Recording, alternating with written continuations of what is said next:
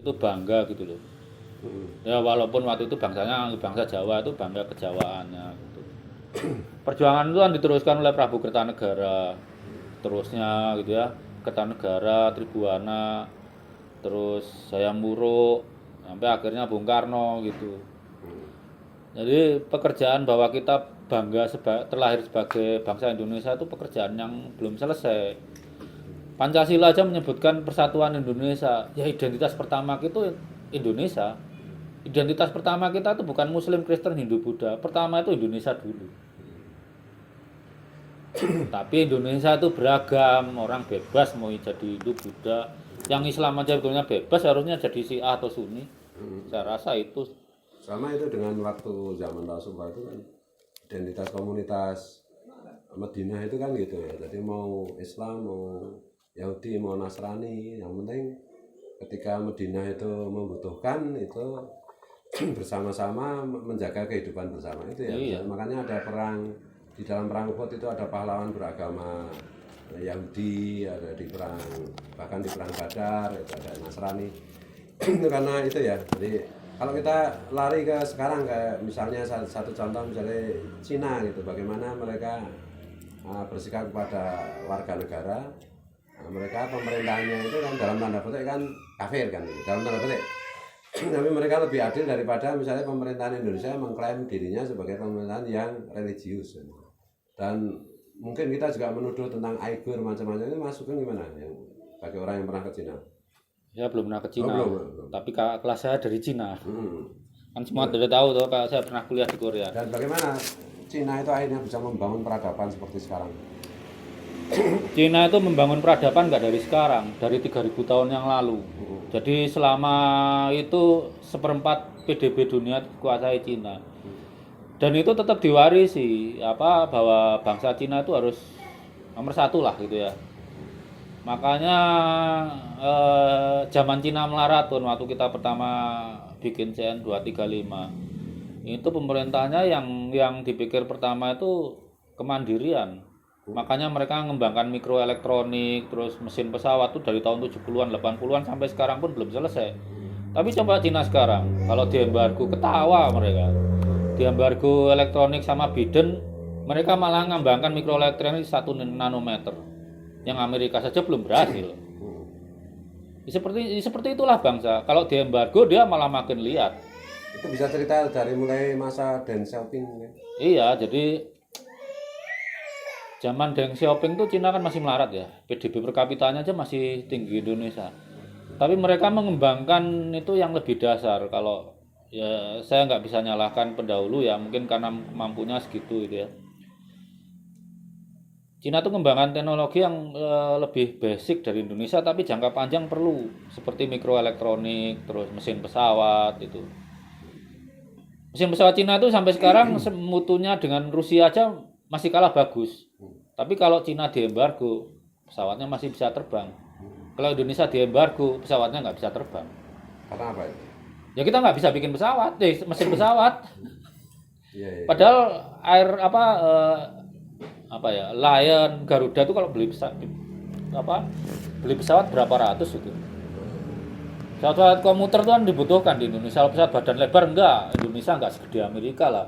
Pesawat kepulauan gitu kan. Soal itu ya, soal penyediaan kebutuhan warga negara untuk berkarya berkreasi itu mungkin bisa dieksplor.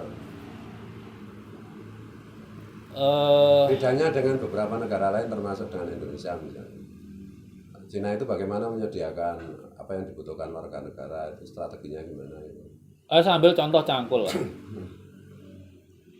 Kita pernah perajin cangkul itu kan sulitan dapat bahan. Kalau beli ke Krakatau Steel sekian ratus ribu ton, di mana ada perajin cangkul. Di Cina apa? Difasilitasi negara lewat koperasi. Negara beli, didistribusikan lewat koperasi. Ya kalau cangkul kita kalah sama cangkul Cina, mereka dibantu negara. Jadi negara berperan banget untuk kebutuhan warga negara itu difasilitasi gitu ya. Bahkan peneliti-peneliti itu kecil bahan-bahan itu lebih mudah didapat di Cina. Perajin-perajin serat karbon tuh aksesoris motor. Itu di Cina gampang itu dapatnya. Di Indonesia setengah mati. Sekarang AliExpress ditutup, coba belinya lewat mana mereka? Kalang kabut. Sementara negara nggak nyediakan. Terus ini bagaimana misalnya kapitalisme Cina, tadi Mas Sugeng bilang mengenai kapitalisme Cina itu seketika mendadak ganti mode menjadi komunis ketika dalam keadaan misalnya pandemi kemarin, itu gimana ini penjelasannya? Mungkin kalau bahasanya komunis itu alergi ya gitu ya. Kebanyakan komunis ateis itu ya. Coba lihat Cina waktu pandemi kemarin gimana? Rakyatnya nggak boleh keluar. Tapi tentara ngirim makanan. Kita nggak ada kedengaran pemerintah rakyat Cina ada yang mati kelaparan pas pandemi, kan nggak ada. Pada saat dia dihantam persoalan, mereka modenya mode sosialis. Tapi ketika harus gaspol, modenya mode kapitalis. Jadi nggak nanggung. Kalau soal Aigur gimana ya? Aigur yang banyak orang Indonesia punya prasangka macam-macam. Coba lihat yang dari Uighur sendiri itu kan mereka bebas-bebas saja. Cuma yang jadi masalah kan gini, beberapa dari Uighur tuh tidak mau disinovifikasi, dicinakan gitulah. Itu yang menurut saya masalah bagi pemerintah Cina. Kalau masalah agama, suku Hui itu juga Islam, banyak dari suku Hui jadi jenderal. Kenapa suku Uighur nggak bisa gitu loh? Karena tidak mau menomorsatukan identitas Cina saya rasa sih. Jadi tidak mau, dalam tanda petik itu tidak mau bersepakat untuk hidup bersama gitu ya. Persoalannya gitu, bukan persoalan agama ya. Bukan. Ya saya rasa sebagian dari suku Uighur lah. Nyatanya yang berkarir dari suku Uighur banyak. Seperti Dilraba di Murad, Gulneser Bektiar tuh kan mereka berintegrasi dengan masyarakat Cina. Ya karirnya sebagai bintang film moncer-moncer aja, nggak dihambat. Dan soal soal ada tuduhan genosida macam-macam itu Mas Sugeng tadi menceritakan bahwa suku Uighur itu bahkan diberi kesempatan untuk punya anak lebih dari satu, sementara yang gimana itu misalnya? Itu polisi zaman Deng Xiaoping dulu, suku Han tuh hanya boleh anaknya satu. Makanya waktu itu kan banyak ibu-ibu dipaksa menggugurkan terpaksa menggugurkan kandungan kalau anak pertamanya itu cewek. Kan mereka punya budaya neruskan laki-laki. Tapi suku-suku minoritas di Cina itu boleh anaknya 2. Kalau nggak boleh 2 punah, udah minoritas anaknya cuma boleh 1, punah lama-lama. Jadi menjaga dari juga ya suku-suku minoritas itu jangan sampai punah, itu iya. Strategi pemerintah. Sementara suku Han yang besar itu ya dibatasi karena sudah banyak gitu ya. Yang mayoritas melindungi yang minoritas gitu iya. ya. Walaupun akhirnya kebijakan itu kan dicabut 2015. Karena penduduk Cina akhirnya menua, terlalu banyak orang laki-laki sampai sulit cari jodoh sana.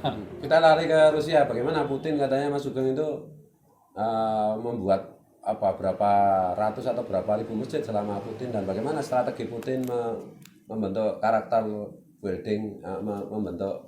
building nasionalisme itu. Putin itu sebetulnya menghargai keragaman tapi meminta rakyatnya menomorsatukan identitas Rusia gitu loh. Walaupun ada dari Kazakh, Tatars itu ya. Ya mungkin trauma lah, negaranya sempat runtuh kan dari Soviet tuh. Jadi ada pekerjaan mengembalikan kebanggaan lah dari bangsa yang kalah perang dingin. Kalau kalian sekarang seperti Khabib Nurmagomedov, terus siapa itu presiden Chechnya itu, nah, itu kan walaupun Muslim kan kalau ditanya ya pasti orang Rusia, dari Federasi Rusia. Cuma kalau kita tanya lagi asalnya dari mana, baru ngaku Chechnya. Nama-namanya aja walaupun namanya itu dari nama Arab, itu dirusiakan semua. Itu yang soal itu ada upaya-upaya dari luar untuk mengadu domba Syiah Sunni di Rusia, terus gimana itu sikap Putin? Dibogem pasti sama Putin. Jadi gimana kira-kira statementnya Putin itu tentang kalian boleh beragama apapun tapi bagaimana? Ya kalian boleh beragama apapun tapi rukun, jangan ngurusi yang lain lah. Kalau ya keyakinannya gitu ya mau diapakan gitu loh. Jangan bikin ribut jangan bikin ribut lah. Kalau ribut ya Putin bogemnya kenceng bener itu. Jadi, ya Putin tuh mungkin implementasi sempurna dari demokrasi terpimpinnya Pak Karno. Ya kita nggak mau lah kayak gitu, itu kan tetap diktator ya. Sebaiknya tetap kita tuh sadar lah identitas pertama kita itu Indonesia. Saya Muslim, tapi identitas pertama saya Indonesia. Kalau orang tanya di luaran saya, Anda orang mana? Saya tetap jawab Indonesia. Kalau nanti baru butuh sholat itu ya saya baru bilang Muslim. Ya, dan itu sebenarnya kan cocok dengan ajaran yang disampaikan Rasulullah bahwa identitas kampung halaman itu adalah identitas pertama, karena agama itu bukan urusan kampung halaman kan, itu urusan di luar itu kan gitu. Jadi untuk mengoreksi teman-teman apa yang selalu menjual agama terutama Islam untuk kepentingan politik itu sebenarnya kan tidak relevan gitu. Ya Putin ngomong-ngomong itu bikin masjid berapa itu selama? Saya ingat saya 8.000 itu selama masa jabatannya itu. Iya, iya. Dan dia sangat melindungi keyakinan apapun, agama apapun, terutama kalau Islam itu gimana? Nah, keistimewaan Islam di Rusia tentang apa itu pertumbuhan penduduk macam-macam tadi masuk. Rusia itu pertumbuhannya mendekati 0 kecuali Muslim, karena ibu-ibu Muslim tuh mau beranak lebih dari 1. Dan mau beranak gitu ya. Iya. Di Rusia kalau mau beranak 10 dikasih penghargaan negara. Saya ingat saya 2 juta, berapa rubel, 2 juta rubel itu berapa itu. Sampai segitunya, sama Putin putus asa lihat pertumbuhan penduduknya kan mendekati 0 ya. Sementara mayoritas tuh dari Slavia.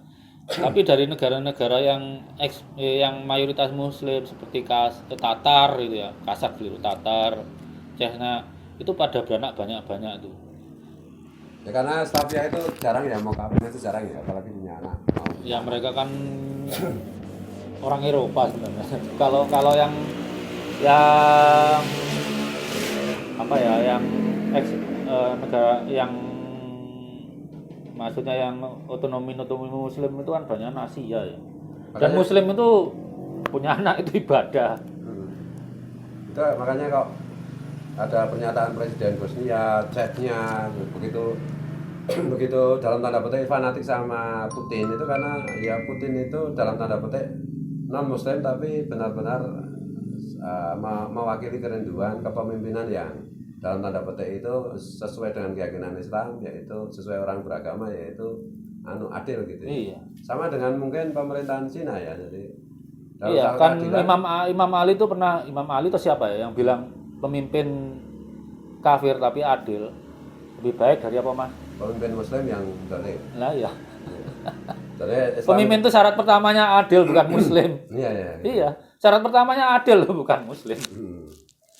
Terus mungkin Mas Sugeng ada saran untuk siapa nanti yang jadi pemimpin, jadi presiden atau elit masyarakat, mengenai bagaimana membawa bangsa ini supaya tidak semakin dalam tanda petik ini kan ya kita harus akui bahwa pertumbuhannya dan perspektif proyeksinya itu kayaknya kalau dengan Cina, dengan Rusia, dengan ya terutama dengan dua itu kita masih jauh ya.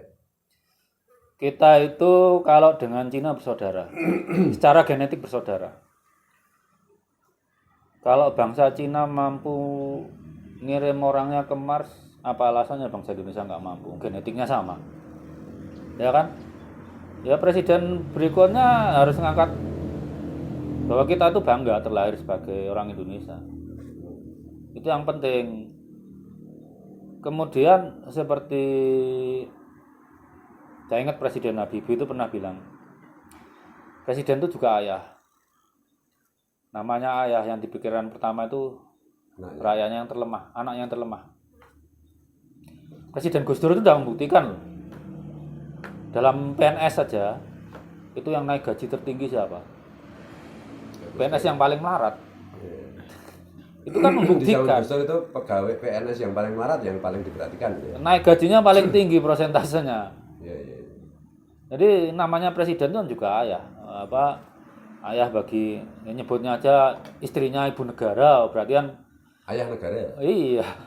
Yang dipikir tuh yang terlemah, tapi bukan berarti yang terlemah terus yang di tengah-tengah jadi diabaikan, ya jangan. Iya. Tetap gitu. Dan ya apa gitu? Apalagi mungkin ada pertanyaan dari teman-teman. Jadi jangan malah jadi pagar makan tanaman. Jadi presiden tuh memang punya legasi, tapi kalau legasi itu yang sistemik lah. Mungkin kalau sejauh ini mungkin sejak reformasi itu kayaknya presiden yang benar-benar demokratis, yang benar-benar ayah itu dalam tanda petik itu cuma Habibie dan Gus Dur gitu ya. Ya, Yang paling menonjol gitu ya. Setelah itu kayaknya ya ada Oke. plus minusnya itu ya. Iya. Itu jadi repot, presidennya masih hidup semua. Itu kalau saya ngomong yang hidup-hidup itu nanti Presiden Habibie itu setelah Presiden Habibie itu kan dijatuhkan. Tapi habis itu nggak pernah ngomong politik. Dia guru bangsa itu bilang. Meninggalkan teknologi. Presiden Habibie itu kalau bikin pesawat terbang ya terbang beneran, bukan yang ngaku-ngaku terbang ke surga bolak-balik itu. Pesan untuk presiden yang terpilih nanti apa nih Pak? Enggak, nanti dulu ini. Jadi itu ya kita garis bawahi secara reformasi itu sebenarnya yang dalam on the track sesuai dengan amanah reformasi itu sebenarnya yang konsisten dalam tanda petik hampir 100% ya. Berarti Presiden Habibie dan Presiden Gus Dur ya. Setelah itu terlalu banyak zigzagnya atau beloknya atau gimana? Baik Presiden Habibie, ya, semua presiden punya kelemahannya lah. Yang penting gini, Enggak berani ya ini. bukan Enggak, yang memuaskan Mas Sugeng saja yang paling memuaskan, yang paling memenuhi idealitas. saya belum jadi PNS waktu Presiden Gus Dur, tapi bisa lihat statistiknya. Gitu ya. Kelemahannya Presiden Gus Dur itu kiai. Jadi pendekatannya pendekatan kiai kurang sistemik gitu ya. Kalau Presiden Habibie terlalu pendek lah, dia dapat stigma Orde Baru ya. Mungkin kalian bisa menilai dari 2 presiden sekarang aja lah. Statistiknya bagus mana gitu. Oke. Itu kalau itu nanti menjadi politis kita ya. Ya makanya. Kita hentikan di situ ya. Kita membicarakan presiden yang sudah tidak ada. Yang sudah tidak ada itu aja. Kalau Pak Habibie begitu jatuh kan nggak ngeriwui presiden berikutnya. Tetap guru bangsa, tetap jadi profesor gitu ya. Presiden Gus Dur juga sama. Presiden Gus Dur itu warisannya akan dikenang sepanjang masa. Kalau Pak Habibie menerima punya anak-anak ideologi yang percaya bahwa sains itu yang akan mengangkat bangsa Indonesia. Kalau Presiden Gus Dur apa yang diwariskan? Kesetaraan, demokrasi. Jadi itu 2 presiden itu Habibie maupun Gus Dur itu sebenarnya legasinya itu, warisannya itu bisa abadi ya. Abadi.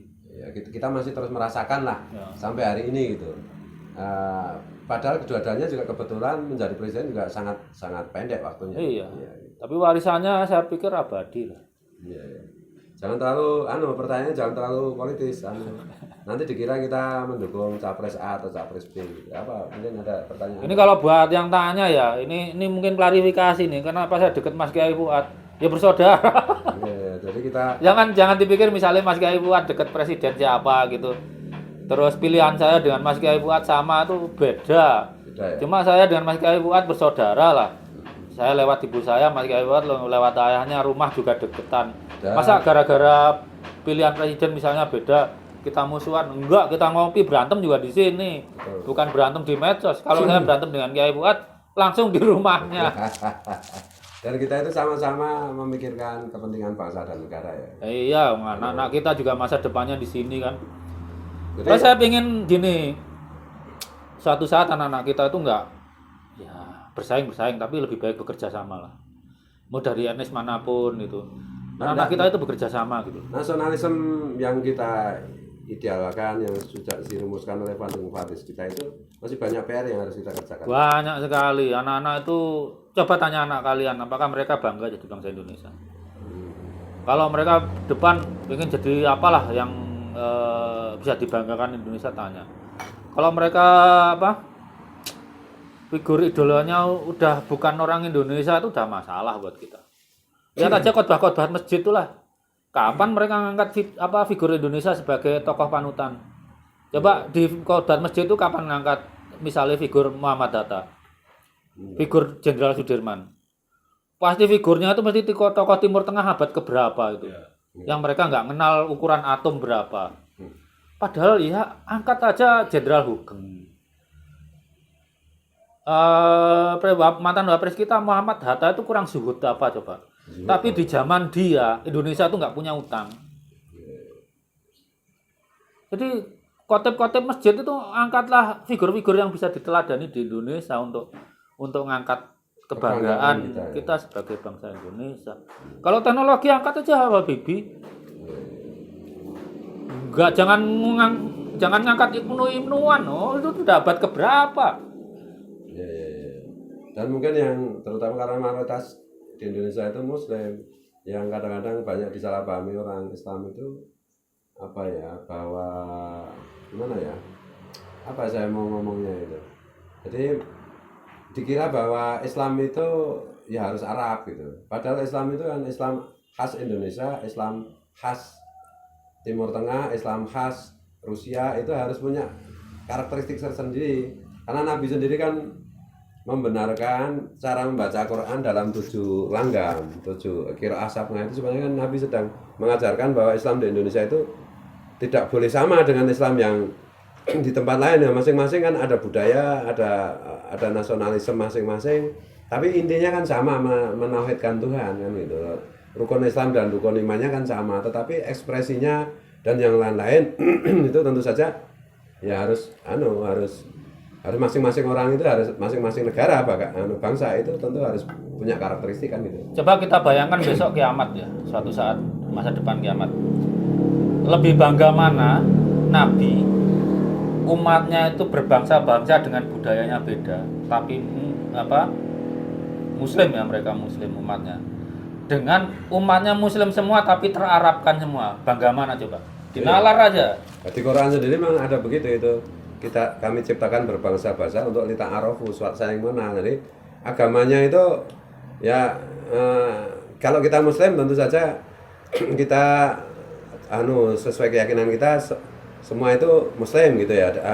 Semua bangsa itu kalau bisa beragama Islam, tapi tetap identitas kebangsaannya harus ditonjolkan. Ya. Nabi sendiri kan orang Arab, ya wajar dia meneruskan budaya Arab. Masa meneruskan budaya Romawi yang waktu itu superpower atau Persia? Enggak, yang diangkat budaya Arab. Kalau Nabi bangga dengan kearapannya, apa salahnya kita bangga dengan keindonesiaan kita gitu loh. Iya. Dan Nabi itu memberi saran, misalnya orang-orang Nasrani dari Rom gitu, itu suka kalau menyisir rambut itu belah tengah, itu kan Rasulullah itu melakukan itu. Gitu. Dan diteruskan sahabat seperti menara itu kan tradisi Persia. Iya. Bukan tradisi Arab. Jadi Arabisasi Islam itu sangat berbahaya ya, merusak Islam itu sendiri ya. Karena menempatkan Arab di atas Islam. Iya. Betul. Karena kita itu beragama Islam, bukan beragama Arab. Begitu. Makanya ini balik lagi pemerintah Cina kemarin. Dia nggak suka kalau identitas Arab diletakkan di atas Cina. Makanya istilah halal pun diganti dalam bahasa Cina. Termasuk itu Turki ya. Turki. Rajab dari Recep itu tadi ya. Kan kalian nggak pernah dengar nama Sultan Turki itu Muhammad, pasti Mehmet. Muhammad tuh haknya Nabi Muhammad. Kita orang Turki pakai Mehmet. Itu versi Turkinya Muhammad. Kan itu. Coba lihat nama-nama Turki, banyak yang diserap dari Arab. Tapi diturkikan. Iya. Kalau Khilafah Rasulullah kan pernah ada persaudaraan dalam iman, persaudaraan dalam satu negara, persaudaraan dalam sesama makhluk Tuhan. Iya. Jadi itulah esensi agama apapun gitu ya. Jadi disitulah kita bertemu, dan kita sebagai orang Indonesia, agamanya apapun ya identitas pertama kita itu keindonesiaan gitu. Orang Indonesia yang beragama Islam, orang Indonesia yang beragama Katolik, orang Indonesia yang beragama Hindu, orang Indonesia yang beragama Buddha, bukan orang Islam yang tinggal di Indonesia gitu ya. Jadi itu sudah dicontohkan oleh Prabu Dharmawangsa ya, ketika ada agama Buddha masuk, agama Hindu masuk, itu di Indonesia kan gitu. Sama juga dengan Islam Nusantaranya yang digagas oleh Kiai Said Agil Sirot kemarin ya. Iya. Identitas Nusantara kita tuh jangan sampai kita jangan sampai kayak bangsa Mesir. Mesir tuh punya peradaban segitu gede gitu ya. Akhirnya terarabkan kan. Bahasanya sendiri punah itu bahasa. Akhirnya dipakai gereja doang gitu. Yang menjaga identitas Mesir malah orang Nasrani berarti. Iya, Koptik gitu ya. Nah, kalau bangsa Asia Timur kan enggak. Bangsa Asia Timur, saya kuliah di Korea, yang Muslim tuh ya punya nama double, nama Arab sama nama asli Korea, dibolehkan dalam sistem mereka. Artinya mereka itu bukan masalah namanya ya, identitas nasionalnya jangan hilang. Saya kembalikan lagi nanti. Apakah Nabi nanti bangga bahwa umatnya dan mungkin keturunannya itu benar-benar berbangsa atau jadi satu bangsa? Seragam gitu ya. Seragam kan nggak lucu, Nabi Islam warap kabeh gitu. Padahal hidungnya ada yang pesek, ada yang mancung, ada yang sawo mateng gitu loh. Pasti menurut saya Nabi lebih suka umatnya beragam. Kita pun kalau punya anak banyak itu lebih suka kalau anak kita itu profesinya macam-macam, kepribadiannya juga macam-macam. Yang penting apa Rukun. itu? Yang penting rukun dan yang penting berguna bagi sesama kan. Iya, bangga sama orang tuanya dibanggakan gitu, bisa dibanggakan. Makanya Gus Dur sampai bilang itu apapun agamamu tidak masalah selagi kamu berbuat baik kan itu. Jadi ini perlu kerukunan nasional karena Islam benar-benar mau dijual, mau istilahnya dikapitalisasi untuk kepentingan kelompok politik tertentu yang itu berbahaya bagi kehidupan bersama berbangsa dan bernegara gitu ya. Jangan jadikan Islam kuda Troya untuk invasi budaya. Betul. Kita bangsa Indonesia, budayanya Indonesia. Saya ambil contoh ya. Kita tuh nggak kenal perbudakan kan. Ya. Begitu Islam masuk, Kesultanan Sulu di Filipina tuh, APBN-nya dari mana jual budak? Merompak kapal di tengah laut karena Nusantara waktu itu Islam itu juga tidak mengenal perbudakan. Yang mengenal perbudakan itu kan bangsa Arab dan lain-lain dan Eropa. Kita itu perbudakan cuma boleh dilakukan cuma orang Islam yang membawa perbudakan ke Nusantara. Iya. Jadi sebenarnya Islam itu banyak dirusak oleh orang Islam sendiri kan itu. Kalau orang non Muslim nggak pernah merusak Islam itu, ya lah. Ya terutama ya tentu saja ya suspeknya yang pertama itu Arab. Orang Arab itu di mana-mana kan bikin Islam kesannya jadi rusak kan. Jadi dalam tanda petik tolol jahiliyah gitu. Ya, yang memeluk Islam pertama orang Arab. Musuh Islam pertama siapa? Orang Arab. Paman Nabi sendiri Abu Lahab. Orang Arab itu Bani Hasyim. Sama Ba'alawi aja nasabnya mulia Abu Lahab yang jelas-jelas keturunan Nabi Ibrahim. Kalau Habib itu malah bukan Bani Hasyim. Oh, keturunan Nabi Ibrahim aja enggak. Oh, coba aja di tes DNA. Tes DNA dibandingkan dengan Bani Harun Wahadi, nggak ada cocoknya. Jadi penting ya itu negara itu memfasilitasi bayi-bayi untuk diambil sampel DNA-nya supaya ya kan pelayanan bukan hanya sekedar nasab tapi soal kesehatan soal macam-macam gitu ya. Itu tinggal kalian milih calon presiden teknokrat aja yang punya perhatian ke teknologi itu ya nasib negara ya di tangan kalian waktu pilpres nanti. Ya ini agak politik ya, tapi saya nggak akan bilang presiden siapa. Itu gampangnya gini lah. Anak kalian belajar butuh optimis. Misal dia belajar teknik mesin. Masa nanti pas kerja cuma bisanya jadi sales. Kan pengennya jadi insinyur mesin, menciptakan mesin.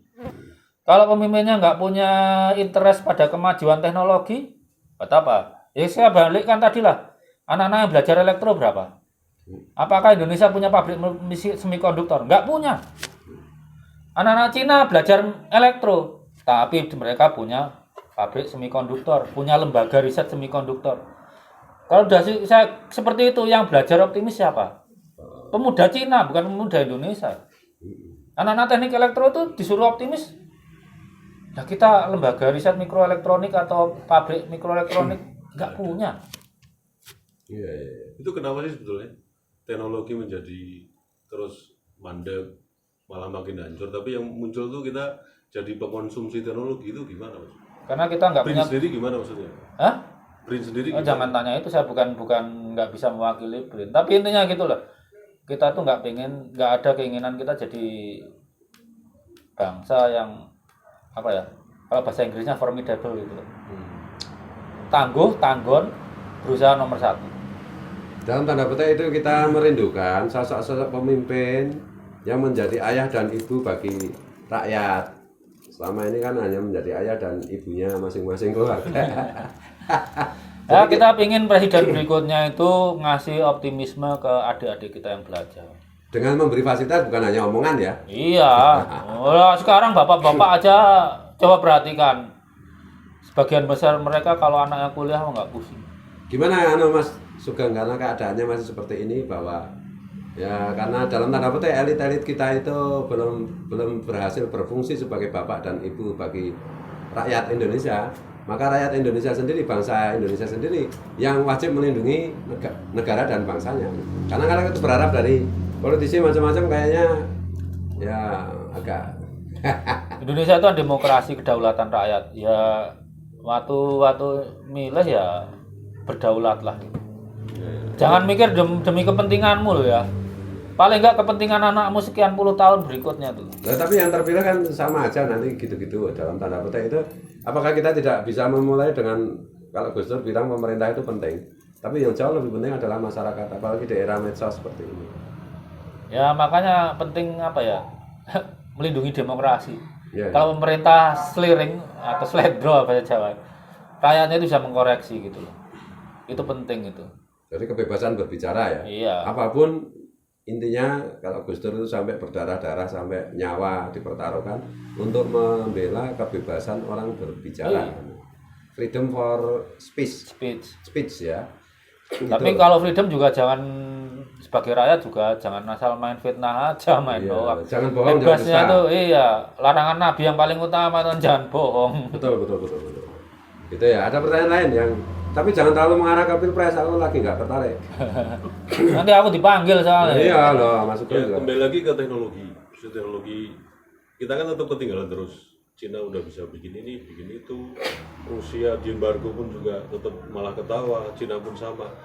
Kita itu terkendala di apa sih kalau untuk teknologi ini? Di pemimpinnya atau memang pemimpin itu memang tidak mau juga kita tuh berkembang dengan baik gitu loh. Karena posisi pemuda sekarang ini yang dia pahami teknologi itu hanya bermedsos, akhirnya berkutat ke situ aja, demokrasi muter lagi dan lain sebagainya. Tapi realnya pemuda kita itu tidak bisa menciptakan teknologi yang tepat guna untuk kebutuhan masyarakat Indonesia ke depannya gitu.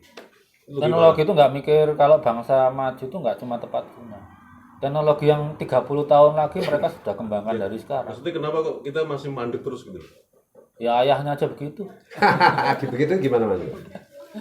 Ya kalau ayahnya pengen jadi bangsa nomor 1 ya mulai dari dirinya sendiri. Kita punya thorium banyak, kenapa nggak punya reaktor nuklir sampai sekarang? Kan kayak gitu. Karena sumber daya Banyak. Sekali sama kayak Deng Xiaoping itulah zaman Cina melarat dia ngembangin mikroelektronik. Mereka kan punya mineral jarang banyak kan ya. Ngembangin Kita punya mesinnya. mineral jarang tapi kita buang itu. Kita buang-buang tuh kan limbahnya timah itu. Iya. Jadi ya begitulah ini. Apalagi ini sudah 25 tahun reformasi kan, banyak hal bisa terjadi dan mudah-mudahan bangsa ini baik-baik saja gitu. Kita akan jujur aja saya pribadi itu agak khawatir dengan siklus 25 tahun mengenai bangsa ini yang kadang-kadang ribut, kadang-kadang terjadi apa reformasi, apa revolusi, apa yang lain-lain. Yang mudah-mudahan kita bisa melewati ini dengan baik dan kita mendapat pemimpin yang terbaik yang bisa memberi pekerjaan kepada masyarakat, yang bisa memudahkan masyarakat untuk berkreasi, terutama mengembangkan iptek dan teknologi gitu ya. Karena iptek dan teknologi itu menyediakan nilai tambah. Sekarang besi sekilo berapa? Tapi jam tangan satu Rolex itu berapa? Nilai tambahnya gila-gilaan itu. Itu. Jadi 2045 kita itu diusahakan jadi negara maju, artinya kan pendapatan rakyat itu cukup lah. Atau kalau ukuran orang sekarang jadi kaya, tapi kalau orang luar kan cukup-cukup, mau jalan ke luar negeri pun bisa, tapi ya jangan luar negeri ke Papua sana yang penting gitu. Itu berarti kan ya namanya presiden harus meningkatkan daya belinya rakyat dan seterusnya. Tapi kan daya beli kan rakyatnya harus dikasih kesempatan berkreasi, dilindungi hak intelektualnya dan seterusnya lah. Itu artis-artis itu juga jangan ngiklan produk luar terus, produknya rakyat sendiri juga harus diiklankan. Kalau nggak gitu kapan majunya? Saya tuh kuliah di Korea, waktu awal-awal Korea industrinya tuh emang produknya bagus. Enggak, mau saya lihat mobil lama itu masih ada, jelek-jelek tapi ya dibeli rakyatnya. Sekarang Samsung lebih gede dari Sony. Jadi itu yang menggelisahkan kita itu kan gini, pada tahun 70-an Cina, Korea, bahkan Rusia kehidupan kesejahteraan rakyatnya itu kan kalah dengan Indonesia. Rusia enggak lah, tapi Rusia enggak ya? tapi Cina dan Korea itu tahun 70-an masih di bawah Indonesia. Iya. Lawang Korea tuh habis perang Korea. Nah, sekarang kok jadi jauh banget gitu loh, kita ketinggalan jauh banget. Ini Iya. masih ada sesuatu yang salah. Padahal sama-sama OM 175, sama-sama makan nasi, masalahnya di mana coba? Tapi memang di sana itu nasionalisme itu sudah selesai gitu ya. Soal persoalan apa itu identitas nasional itu sudah selesai. Kalau kan? Korea itu punya fenomena menarik. Bapak nasionalisme Cina tuh Korea tuh mungkin Presiden Park Chung-hee. Presiden Park tuh pernah bilang gini ya rakyat. Ya kalau saya saya artikan bebas tuh gini. Kalian boleh kalah dengan bangsa manapun asal jangan kalah dengan bangsa Jepang. Sekarang Samsung sama Sony gede mana? Ya, gede Samsung ya. Jauh loh ya. Iya, itu bahkan Jepang pun dilewati. Bahkan Jepang setelah Perang Dunia Kedua itu kan juga kere banget kan. Dengan Indonesia lebih kere Jepang. Tapi sekarang kita tertinggal. Ini kalau salah satu PR mungkin terbesar kita itu adalah kita belum tuntas dengan nasionalisme itu sendiri. Masih banyak kelompok masyarakat dengan mengklaim, terutama mengklaim agama itu yang merusak nasionalisme. Padahal agama sendiri itu memerintahkan kita untuk mencintai tanah air kan. Kan kita diciptakan berbangsa dan suku-suku, itu artinya diizinkan memelihara kita identitas sebagai bangsa. Diwajibkan gitu. Diwajibkan ya. Bukan diizinkan, diwajibkan untuk memelihara itu. Kita beragama Islam Indonesia itu ya, kalau orang Indonesia ya Islamnya harus Islam Indonesia. Tidak boleh Islam Afrika Selatan karena identitas budaya maupun antropologi sosialnya kan berbeda-beda. Tetapi secara umum kan garisnya sama. Jadi Katolik Indonesia, jadi Islam Indonesia, jadi bukan Islam Arab, bukan Katolik Roma, bukan Buddha India kan itu. Tapi ya kita Buddha yang Indonesia, Islam yang Indonesia, dan itu semua tokoh agama seperti Sang Buddha Gautama atau Nabi Muhammad SAW atau Nabi Isa, Yesus itu yang menghendakinya seperti itu. Tapi selama ini kan kita itu mungkin ya suara dari perwakilan kelompok jahiliyah ketololan itu terus-menerus mendapat ruang itu untuk kepentingan politik, dan itu tidak disadari bahwa itu bisa mengganggu bagaimana kita membangun karakter nasionalisme kita itu. Dan ini akibatnya kan sampai ke teknologi ke mana-mana kan ini. Ini saya pepatah dapat dari Korea waktu itu.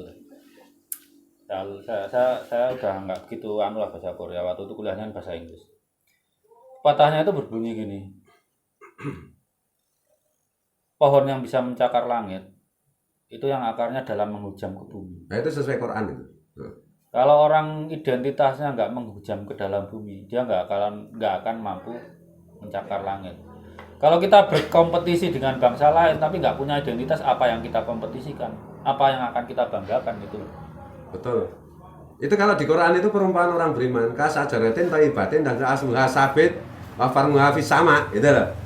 Akarnya menghunjam ke bumi, daun dan dahannya mencakar langit. Nah, itu ternyata universal ya ajaran itu. Ini berarti orang beriman itu harus seorang nasionalis. Kalau tidak nasionalis berarti dia dipertanyakan keberimanannya. Orang nggak nasionalis itu nggak menghargai apa ya? Nggak menghargai rahmat Allah bahwa dia itu dilahirkan seperti itu. Menyesali identitas dirinya. Betul. Kita dilahirkan sebagai suku Jawa, suku Batak, ya syukuri, bangga, masalahnya apa? Dan itulah perintah agama. Kalau kita harus garis bawahi, itulah perintah agama karena Indonesia itu sok beragama kan kadang-kadang. Meskipun kelakuannya itu sok setan kan gitu. Jadi itu ya, itu menarik ini yang ternyata kasajaratin, thayyibatin dan seterusnya itu ternyata universal juga ya itu ya. Kalau Nabi bangga dengan kearapannya, kita memangnya salah kalau bangga dengan keindonesiaan kita.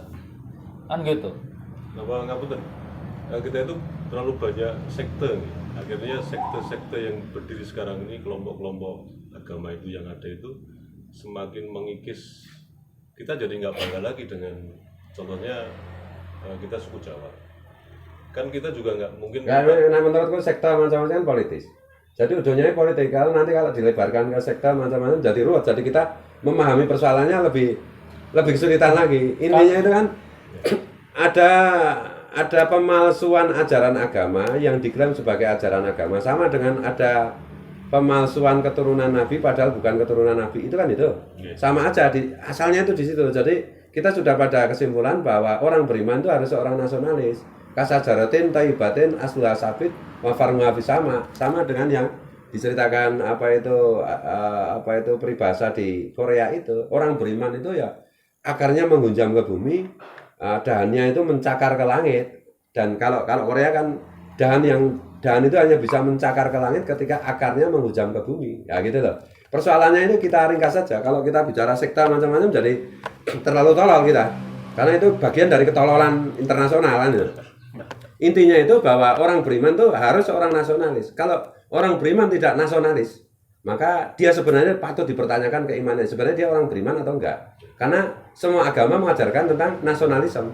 Bahwa Nabi itu misalnya memberi contoh bangga sebagai orang Arab, itu artinya Nabi itu memerintahkan kita untuk bangga sebagai orang Indonesia, bangga sebagai orang Filipina, bangga sebagai orang Korea, bangga sebagai orang Jepang, dan terkonfirmasi bahwa nasib bangsa itu ketika nasionalisme selesai itu menjadi jauh lebih baik, menjadi jauh lebih cepat maju. Nah, ini problemnya adalah bahkan mungkin stok pemimpin kita yang dalam tanda petik itu sontoloyo itu karena terkait dengan itu realitas bahwa nasionalisme belum selesai, terbebani itu sehingga mereka punya target elektabilitas tertentu sehingga mereka mengorbankan apapun hanya untuk kedudukan itu.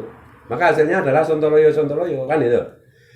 Dan kalau dalam keadaan seperti ini mungkin yang perlu kita garis bawahi adalah kita patut mencontoh generasi yang sudah ada, mulai dari Prabu Darmawangsa, kemudian Kertanegara, kemudian Wali Songo, Sunan Kalijogo, wabil khusus, termasuk Sunan Ampel dan yang lain-lain, kemudian Raja-Raja Nusantara, kemudian Bung Karno dan segenerasinya dan seangkatannya, termasuk Hadratus Syekh, termasuk Kiai Ahmad Dahlan, kemudian Bung Hatta, kemudian bahkan Pak Harto dalam berbagai macam kekurangan dan kelebihannya, sampai dengan yang sudah meninggal saja yang kita sebut, yaitu Pak Habibie dan Gus Dur gitu. Harus ada mata rantai yang melanjutkan gagasan-gagasan mengenai nasionalisme, mengenai kepentingan nasional, internasional dan lain-lain, supaya kita tidak terjebak kepada dari Sontoloyo ke Sontoloyo. Nah, gitu ya.